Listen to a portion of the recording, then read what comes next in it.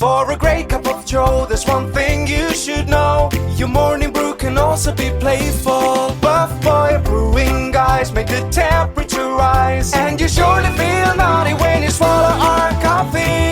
If you want some real heat, give your mouth a fine treat. You will want some more, rest assured. Buff Boy Brewing, you can't get enough of. It's time for The Scribble, your weekly fix of celebrity chats, bizarre stories in the news, and basic random chatter with best-selling author and syndicated radio host Jeremy Bradley. Make sure your seat is in the upright and locked position and your barf bag is securely in place. Here's Jeremy Bradley. Thank you very much, Larson. Jeremy Bradley here. This is The Scribble. Thank you so much for tuning in today. You know what's been happening over the last little while? Is we've been doing multi-part shows. So, was it last month or whatever? Remember we did that whole thing about restaurants. We did 4 episodes about people's gripes and, issues and problems that people have with the food industry nowadays. And so last week on the show, I went on about social media and AI and how people are just gullible and falling for scams. And I sit there and just marvel at how people are duped and taken advantage of. Like, it's just beyond me. One of the things that I talked about was this product that was like an AI dog kind of a thing, and the commercial was totally AI. The voice, even just the movement of the old grandma who was going to get this AI dog for her grandkid. And so I looked it up after, and all I was finding was Google search results of how this is a scam and whatever. And then one of the other things that I talked about was how on Facebook there's all of these groups now of singles or dating or whatever, and how there's going to be, there's a picture of an AI old man who's, he's attractive and he's probably muscular and he's either sitting in a sports car or in a private plane, right? Because it's an AI image. And he'll do the typical, one of a few things. Either I'm 65 and no women want me, and I'm not attractive, but I love people or whatever it is. And then there's the other one where he's looking for, he being the AI character, he's looking for, I want poor women to take care of. You don't need to have money. I'm looking to marry somebody poor and I'll take care of them. And how there's literally hundreds of replies and comments from mostly desperate women, and a lot of them are foreign. And I'm looking at this going, wow, people are falling for this garbage. People are falling for, like, it was just beyond me. And the thing that I was talking about last week was saying, everybody knows and everybody should be suspicious of AI and how things are progressing, right? We hear it all the time. Question what you see on social media. Question if that video is real. Question if that picture is real. And some of them now are just so blatantly fake that, I don't even spend very much time on social media, but the fact that when I saw this AI dog commercial, it was on YouTube, it was on my television screen, I'm looking at this going, there's just something very fake about this. Like, I don't know. So when I tried to look it up on my computer, I got a warning that the site wasn't trusted or it wasn't safe or whatever, like it pops up. Are you sure you want to proceed? It was one of those kinds of windows or screens. And so I'm looking at that going, okay, that's a warning sign too. That's a warning. If your computer is going, hey, are you sure you want to go to this website? You know what? No, I don't. And so I ended up just Googling what is, and then the name of the product. And that was where I saw pages and pages and pages of people complaining and saying that it's fake. So we ran out of time last week, but I want to go back to just the way people are on social media. It's very bizarre to me. So I'm going to talk about that starting on the Scribble right after this. Isn't it crazy that you wait for payday, but before you know it, you're strapped for cash again? It's time to stop blowing your money and become a smart spender with the book, The Official Guide to Being an American Cheapskate at cheapskatebook.com. Learn simple ways to cut costs at home every day and during special times of the year. Don't go broke at Christmas. Don't remortgage the house for a fancy vacation. The book is filled with tips to save you money throughout the year. Check out the best-selling book, The Official Guide to Being an American Cheapskate at cheapskatebook.com or on Amazon and iTunes. Ever had something to get off your chest but never had the balls to say it? That's a load of crap. SpeakFreeWithJB.com is exactly what you've been waiting for. Your chance to tell it like it is and not care what anybody else thinks. Have your say on issues of the day. Join newspaper and radio columnist Jeremy Bradley as he tells it like it is. Hundreds of thousands of people have stopped by, including some well-known celebrities who have had a chat with JB and speak candidly about what's really going on in the world. You can join them too. Have a rant or a rave. Be brave and head on over to www.speakfreewithjb.com now. JB here, back on the Scribble. So I want to sort of piggyback on the topic that I was talking about last week, and then I was just talking about just now, touching on the whole dating and single thing on social media. First of all, I think that it's a little bizarre how much people rely on social media for daily interactions with others. Now, even my Instagram page, the bio or whatever says something to the effect of, I'm the only person in media who has no interest in social media. Like, it's just, I couldn't care less. I don't give two shits about it. I could probably look, if I looked at my page today, maybe I've posted maybe 5 times in the last 6 months. Like, it's not something that I think to do. When I was on the radio for that 15-year stretch, obviously I did a little bit more because, we were promoting shows or whatever it was. A lot of times it wasn't even me, it was somebody here doing it. But I've just had no interest in, sort of exploiting my life. And so it's interesting to me how people go to social media because they want that attention, they want that positive reassurance. I am surprised at how many people, and it's mostly gay guys because, we have 2 e-commerce stores and the audience is mostly gay men. The odd times when I open the social media accounts, I'm not on there very often, but when I do, I'll scroll a couple times or a couple posts. And the amount of people that are posting, shirtless pictures of themselves in the gym or in the mirror at the gym or whatever it is. And I'm just sitting here going, it's such an attention-seeking society now that it's one, like, you almost want to go and say that the person has confidence, but then at the same time, you want to go and say, actually, this person seems really insecure because they're needing the applause, they're needing the congratulations, they're needing the envy, they're needing people to be lusting after them and drooling and whatever. And so to me, there's just something that's so incredibly sad about that. Now, I'm not saying that as a married person who's kind of like, oh, desperately single people. That's not what I'm saying. Because a lot of those people are probably in relationships too. But I don't understand why everybody's needing applause from the social media world. I mean, if you think back to 15 or however many years before social media was around, you lived your life, you were in the moment, you were here in front and center into what was happening around you. You didn't have to rely on this audience to applaud you or to make you feel better or to compliment you or to, comment on your life. You had a circle of friends, right? Whether it was at work or school or in your neighborhood or family members or whoever it was. So it's just very bizarre to me how people are just so, you post something and you just wait to see how long does it take for people to start liking or commenting, and why didn't this one get more likes or why didn't this one get more comments? And there's something that's just so sad because I sit here going, if you would just live your life for yourself, right? Like living in the moment and just going and, hey, why am I going to spend my vacation taking pictures? Because that's the only reason that I'm going to say 90 to 95% of the people, the vacation is captured on your phone. And what is the end result? It's going to be posted on social media. That's the thing. So the guys from our coffee company here in West Hollywood will laugh because I'll travel with my husband. We'll go with the dogs or sometimes we'll leave them here, but we'll go and our phones are connected. Well, one of each of our phones is connected to our media server with the company. So that means that if I happen to be doing, red carpets or whatever for our radio shows, that if I happen to take a selfie or take a picture at the event, our entire team can grab it because we're connected to the media drive. Our other phones aren't connected. So the guys will kind of like check in on the media drive to see, if we're in Hawaii or whatever we're doing. And they'll come, when we come back, they'll be like, well, did you guys even go? Like, there's no pictures or anything. It's like, do you know why? Because we went to go vacation and enjoy the time as if we're with the dogs as a family or with the two of us.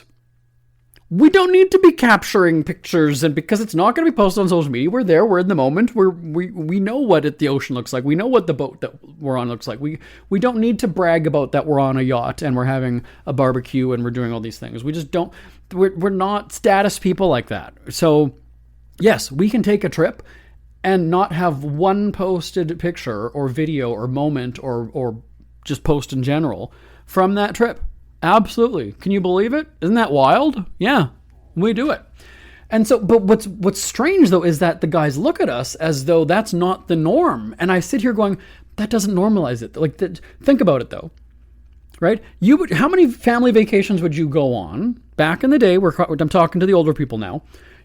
Maybe you would have your roll of film, which was either 12 or 24, perhaps 36 pictures on a roll of film.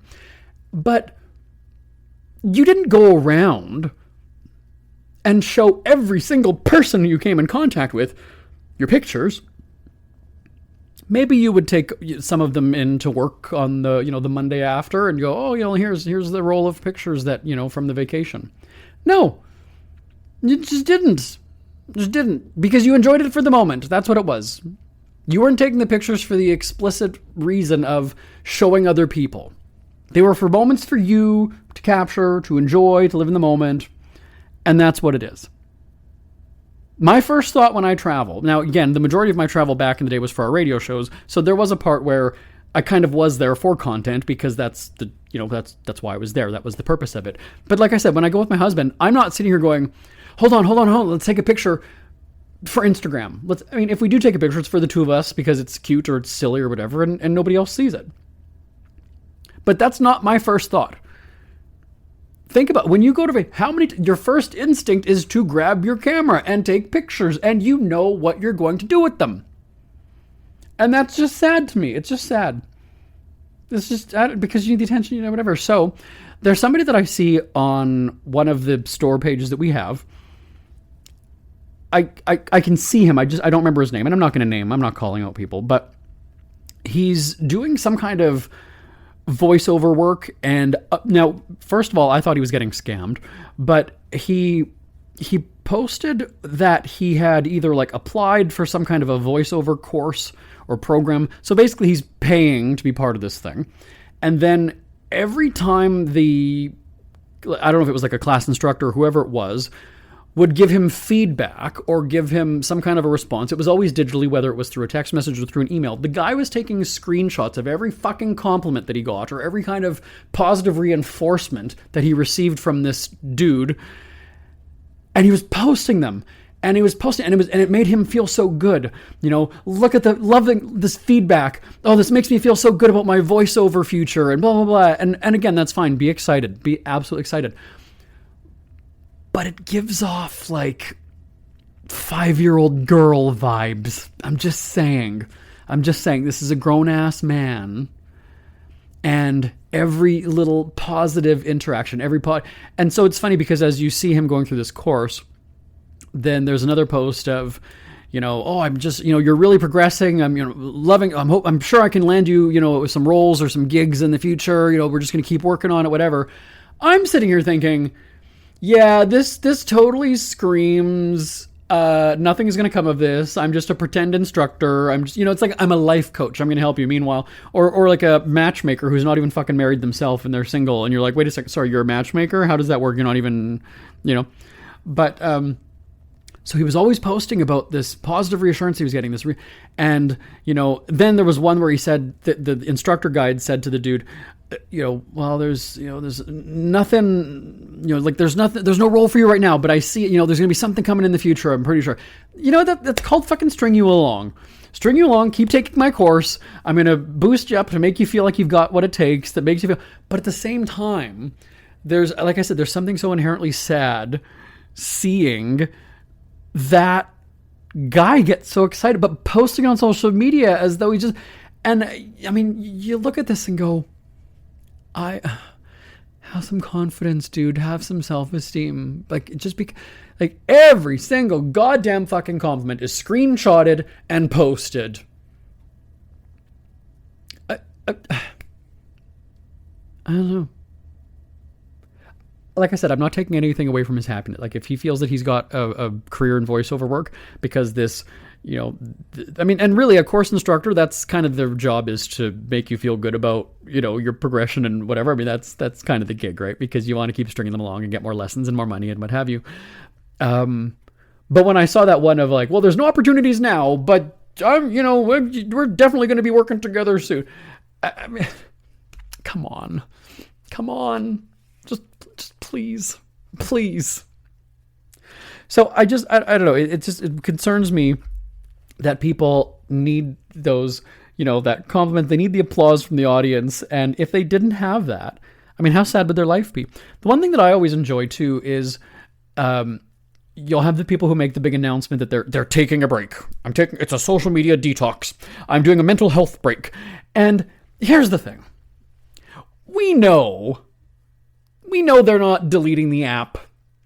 We know they're still going to be opening it and looking and scrolling. They might not just be posting. They're just keeping their shit to themselves. But they're still opening. They're still scrolling. There's just no way. You're not cutting the habit. You're not cutting the habit. So there was a part of me, actually, I think I did 1 or 2 times, but like I said, I'm not on social media very often. I should actually look them up and see. But I previously took a screenshot of a couple of these people and I sent them to our team and I said, should we place a bet? Is he going to be back posting in a week, 2 weeks, a month? I don't think that he's going to. And let's go look for the little green dot to see if he's online. Because if he's online, that means that he's not taking a break from social media. I almost want to reply and say, can you specify what that break is? Is the break that you're just not posting? Is the break that you're not going to open the app? Is the break that you're not... Like, we need some clarity here. What does that mean? What does that mean? I'm stepping away from social media. Okay, but here's the deal. You're just choosing to post shit about your life anyway. You don't need to make a big announcement. As you always hear those people, this isn't the airport, no need to announce your departures. But, right, like that'd be like me, who very rarely posts anyway. I mean, I'm sure people aren't going and wondering, like, I wonder if he's okay. He hasn't posted in a while. Like, well, you're right, because if I was posting 17 times a day like these other people, yeah, you'd be wondering if I all of a sudden just dropped off the face of the earth. But still, you feel like there's an obligation. It's like you owe something to that audience. You need to explain. You need to justify your absence. Just fucking go. Just go. Because here's the thing. If those people actually do mean something to you, like I don't have anybody in my actual life. I don't have anybody who I only have a social media life or not life interaction with. What I mean by that is the only people who I feel are like I classify as friends or whatever, they're people that we have each other's phone numbers, we have phone calls, we get together. That's what I don't have anybody who is just a social media relationship. I don't. So I just don't get why there's this whole need to, or it's like when people have a breakup and they put out like a fucking press release that, they got to do a media statement about why they're not together. Well, this is the thing, is that you've made your relationship a reality show on this social media page. That's what you've done. So now, when the relationship is canceled and the show is over, you feel like you need to do like a celebrity statement as to why you're no longer together. Well, and I love that. I love it. I love it. Because it's fascinating to watch a relationship from the very, very beginning, right? Because all of a sudden you're going to see like all of a sudden these couples and you make it official because what do they call it? Instagram official. And so that's where it's all of a sudden everything is lovey-dovey. And then your first week anniversary and your first month anniversary and your first anniversary and then the birthday and I love you so much and Merry Christmas and you're my world and everything. I've never in the 9 years with my husband, I've never fucking done that ever. Never publicly wished him a happy birthday. Never publicly love him on my anniversary. We love you so much. Snookums. No, because why? Because I live with him and I talk with him every single fucking day. It's not a text message, I love you. It's not a phone call. I see you face to face in the morning when we wake up. Love you, blah, blah, blah. That's it. I don't need to do a performative relationship online for people to applaud me and whatever. And you know what? I've got a fucking hot husband who is a Brazilian fitness model and bodybuilder. And if there's one person who should be showing off the hot spouse, it would be me. But I don't give a fuck. I don't care what you think of my relationship. Don't care what you think about me. Don't care what you think about him. Don't care what you think about us being together or mismatch because he's this big hottie and I'm some scrawny pale Canadian. I don't care. So it doesn't make sense to me why relationships have to play out publicly and are open for people's comments and congratulations and all this other shit. It's beyond me. I don't get it. So when those relationships fail, I fucking love it. I fucking love it because it's your embarrassment and you feel that's how big social media is in your life. That's how big it is that you feel that you have to owe your audience an explanation and a justification as to, you give the full story about what happened. Think about how sad that is. And now you can go and say, well, that's my support network. No, your friends and family who are in your life that you can pick up the phone and call or go for lunch or have a drink or whatever. That's your support system. Not 6,000 followers who you've never met. You don't even know half of them. And I guarantee you, if they change their profile picture while you're scrolling through your followers list, you probably wouldn't even know them. Probably they changed their, who is that? Oh, that's that person. Because you've never met, you don't seriously. So social media is so fucking toxic, and I'm somebody who's never really been interested. I was late coming onto Facebook. I was very late coming onto Instagram. I had no interest in doing it, and I've never felt like exploiting my life. I don't think that you care about what I'm doing every second of the day. I don't think that you care about what I had for breakfast, lunch, or supper. I don't care, or you don't care about what I'm doing for my spring break or my Christmas or my summer vacation, and you shouldn't, because you should have your own life and you should be doing your own things. That's the end of it. I mean, that's really what it is. So when people, going back to this I'm going to call him a loser, this person who is just so, excited about his potential voiceover work and stringing you along or whatever, and it's like, dude, look at how sad you look, though. The audience, I mean, yes, you're excited, great. Text those screenshots to your friends and just a small group, because however many followers you have, you're looking. It's like you're applauding yourself, and you're getting. But there's people like me who maybe I'm an asshole for thinking this way, but it's entertaining for me going, my God, I've got such a great life. That's honestly what I think. So we're going to come back after a break. I'm going to calm down because we're also in a world where people tell us things. Suddenly everybody's an expert, especially on social media. I'll tell you what I mean coming up on the Scribble right after this. It's never too early to start thinking about your next holiday. Have you checked out Mexico recently?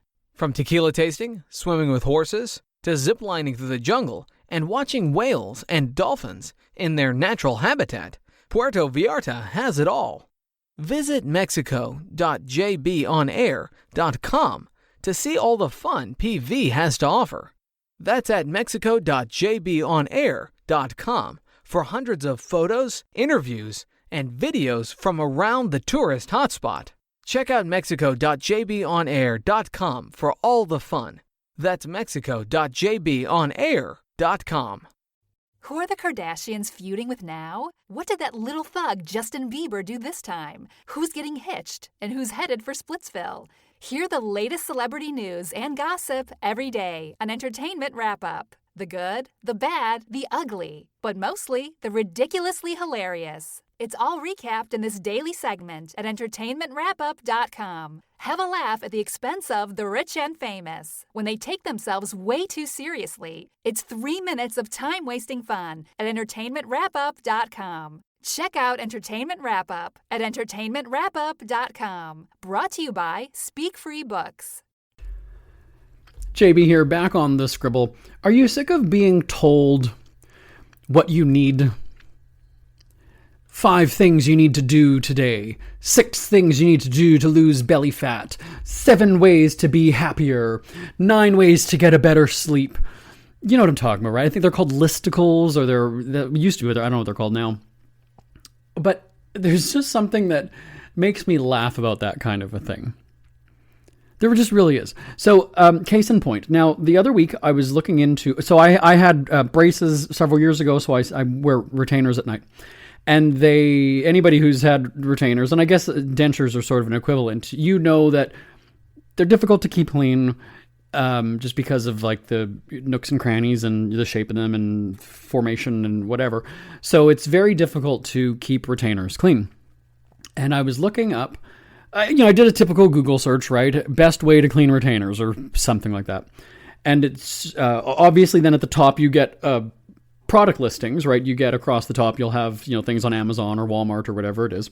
And then you scroll down to actual articles and things like that. And so there were a bunch of them from orthodontists or dentists and then of course companies that are doing SEO articles because you just searched their keywords and now here they are as a match. And so it was interesting to see contradictory information on so many different sites. So you have there were some consistencies. There were actually some that were saying never use an electronic toothbrush, never use like a whitening toothpaste to brush and clean the actual retainers. So there were some consistent throughways. But some of them were saying you can use like denture cleaning tablets. Some of them were saying about these what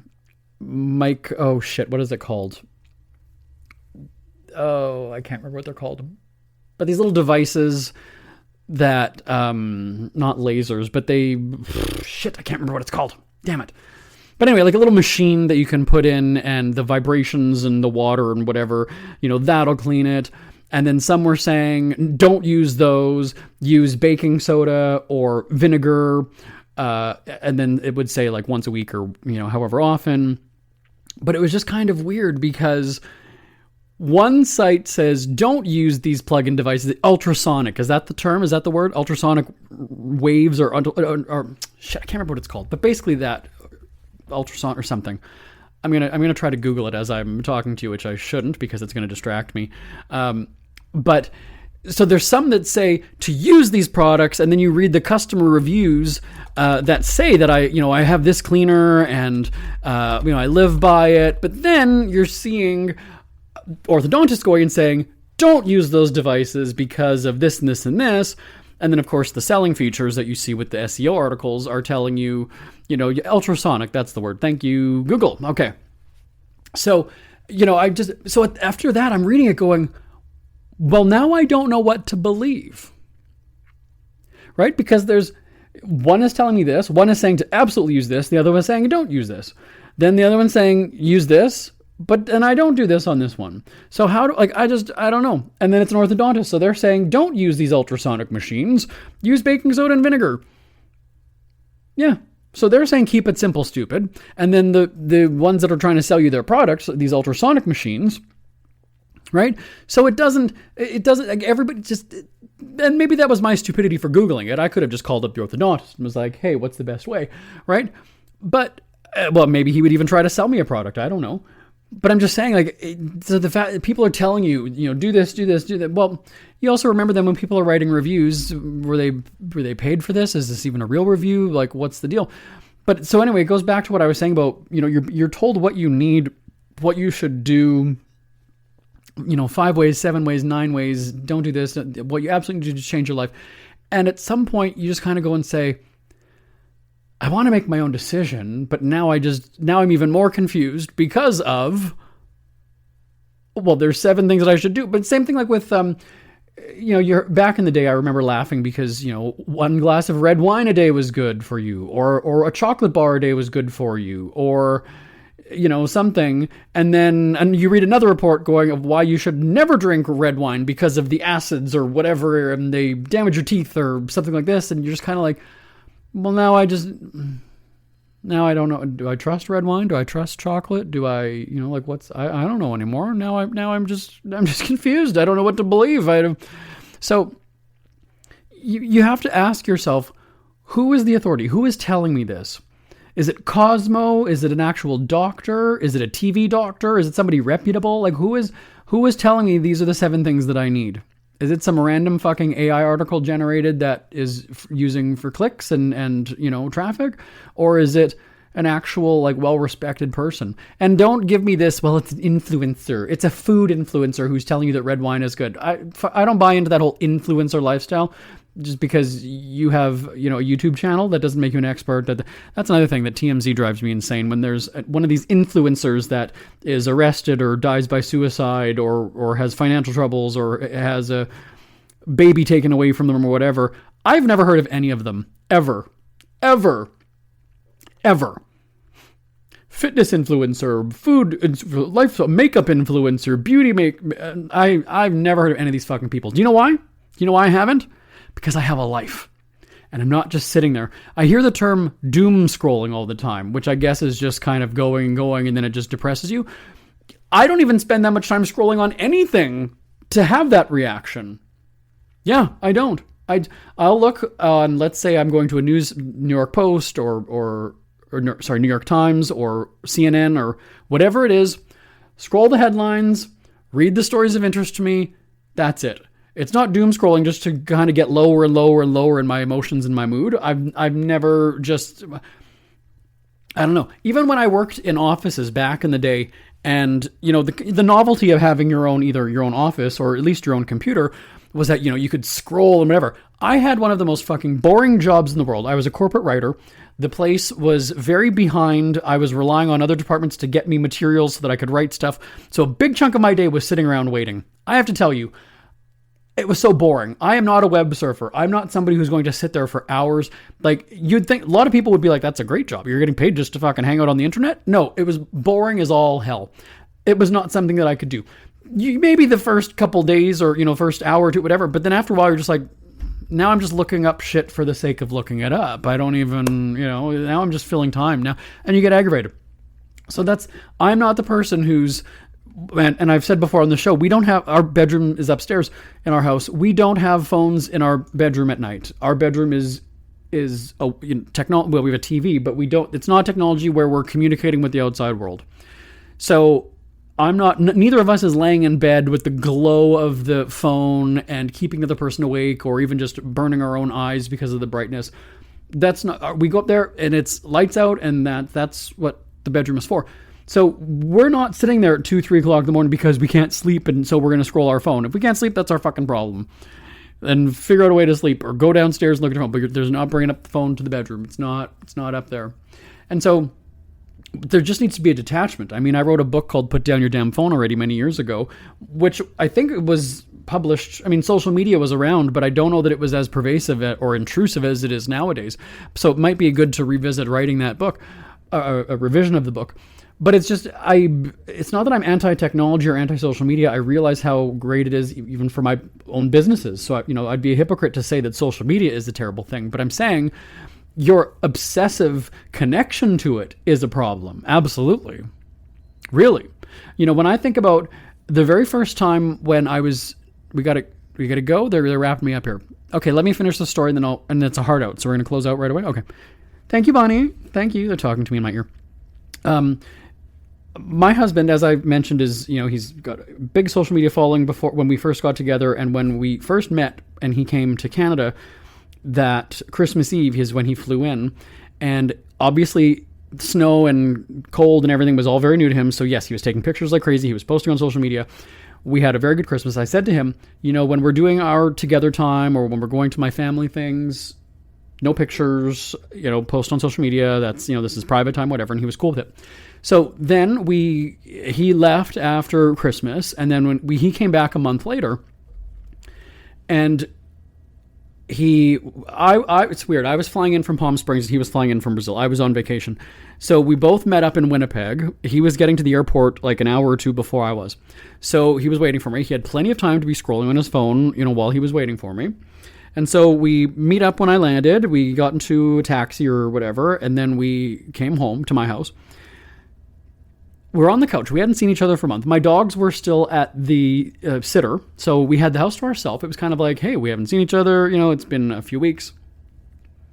We're on the couch, and he's scrolling his phone, and he's looking at shoes or whatever he's doing. First of all, that was a slap in the face to me. You came back to see me. We have, you haven't seen me, and we could be sitting here chatting, catching up. How was your flight? Whatever. And he's scrolling on his phone. And so I literally grabbed the phone out of his hand and I threw it across the room. It hit the wall. And I put my foot down, right? There was a defining moment in our relationship in that moment where I said, no, that's when we're here, like, you live in one continent, I live in another one. This is our second time, seeing face to face, and your phone is more important than me. You were on a plane for how many hours? You were in an airport for how many hours? Like, do you know what that says to me as the person that you're coming to visit and coming to see? That you're more interested in scrolling shoes and looking at Instagram shoes or whatever it was than having an interaction with me. And I said, not happening. Not fucking happening. Your phone does not come before me ever. Now, unless, again, there's like family shit happening back in Brazil or whatever. I'm not saying, there's exceptions. But what I mean is, like, when we're doing this together thing, like, no, I'm not taking a backseat to your fucking audience. You're not scrolling. Like, you need to be in the present, here and now, in this room where we are. That's where your attention and your focus is. And so we still have the rule that if it's TV night and we're hanging on the couch or whatever with the dogs, our phones are on the kitchen counter. We each have more than one phone. So we have a work phone and we've got a personal phone. I have a third one, which is our news, it's our newswire sort of a phone. So because I'm an entertainment correspondent and host, when there's breaking news, I kind of do have to be reachable. So that's the one phone that has sound on it for me. The other phone is on silent. Like the personal phone is on silent. Ditto for him. He'll have one that will either have, work business notifications because we own a company together and we each have different things going on. So it's got either a special tone or whatever. But when we hear that in the kitchen, okay. But the personal phone or whatever, our phones are not on the coffee table. They're not on the arm of the couch. They're not on the cushion beside us. It's just not. Now, if I'm home alone or if I'm doing work or something on the couch, then fine. My phone is there. But what I said at the start of the story is when it's TV time, when it's the togetherness, whatever. No, we don't. The phones are not there. Social media is not interrupting. I was having a conversation with my cousin, and her husband travels a lot for work, and so he's gone for 2 or 3 weeks in a city at a time, and then he comes home. And he'll come in like for a weekend, or he'll come back for a week or something. And she'll say, he's on his chair, I'm on my chair. He's got his tablet or whatever, and he's playing, games or something. She's doing a word puzzle or something. And I just said, that's how you keep the magic alive. Hey? They've been married. They've been together for 40 years. But, I just said like, wow. And she said, yeah, we'll be watching a movie. And then he'll want to watch the movie. And she'll say, okay, fine. Yeah, let's watch a movie.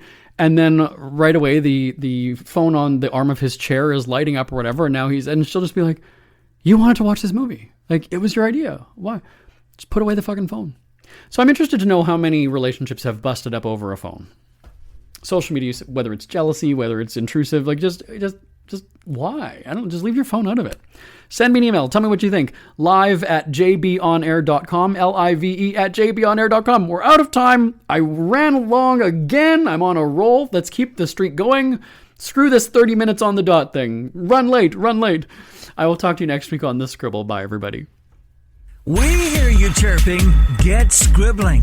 Tweet up The Scribble at The Scribble Show. Join the discussion with Jeremy Bradley. It's all going down right now on Twitter at The Scribble Show and at thescribbleshow.com. Want more Scribble? Check out thescribbleshow.com for past shows, celebrity interviews, cheapskate tips, and more. That's at thescribbleshow.com and on Twitter at The Scribble Show. The Scribble is a speak-free media presentation.